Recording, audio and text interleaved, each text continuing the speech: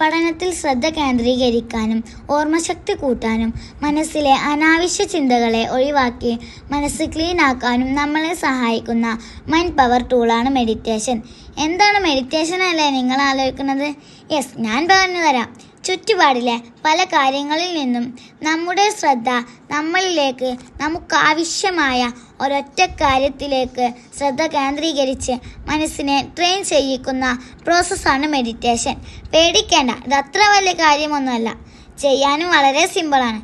പക്ഷേ 1-2 ദിവസം ചെയ്തിട്ട് കാര്യമില്ല. ചുരുങ്ങിയത് തുടർച്ചയായ 21 ദിവസം രാവിലെയും രാത്രിയും ചെയ്യണം. എങ്ങനെ മെഡിറ്റേഷൻ ചെയ്യുമെന്നല്ലേ നിങ്ങളുടെ സംശയം?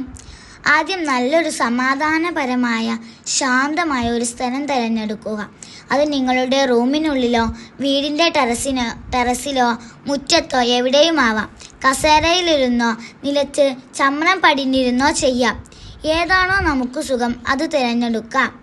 പിന്നീട് ഇടത് കൈക്ക് മുകളിൽ വലത് കൈ വെച്ച് തള്ളവിരൽ കൂട്ടിമുട്ടിച്ച് മണ്ഡലമുദ്രയിലിരിക്കാം. ശേഷം ശ്വാസത്തിലേക്ക് മാത്രം ശ്രദ്ധ കേന്ദ്രീകരിക്കുക. ഒരു 3 തവണ മെല്ലെ ദീർഘശ്വാസം എടുക്കുകയും പുറത്തുവിടുകയും ചെയ്യാം. ശേഷം മെല്ലെ കണ്ണുകൾ അടച്ച് ശ്വാസത്തിലേക്ക് ശ്രദ്ധ കേന്ദ്രീകരിക്കുക. ഒരു 5 മിനിറ്റെങ്കിലും ഇരിക്കുക. അത് കഴിഞ്ഞ് ചുറ്റിലുമുള്ള കിളികളുടെയോ കാറ്റിൻ്റെയോ ശബ്ദത്തിലേക്ക് ശ്രദ്ധ കൊടുത്തിരിക്കാം. അതല്ലെങ്കിൽ ഫോണിൽ ആൽഫ മ്യൂസിക് പ്ലേ ചെയ്ത് അത് കേട്ടിരിക്കാം. 10 മിനിറ്റെങ്കിലും ഇങ്ങനെ ചെയ്യാൻ ശ്രമിക്കുക. രാവിലെ എണീറ്റ ഉടനെയും ഉറങ്ങുന്നതിന് മുന്നേ പഠിക്കാനിരിക്കുന്നതിന് മുന്നേയും ദിവസവും ചെയ്യാം. ഇതൊക്കെ ഞാൻ എവിടുന്നാ പഠിച്ചതല്ല നിങ്ങൾ ആലോചിക്കുന്നത്?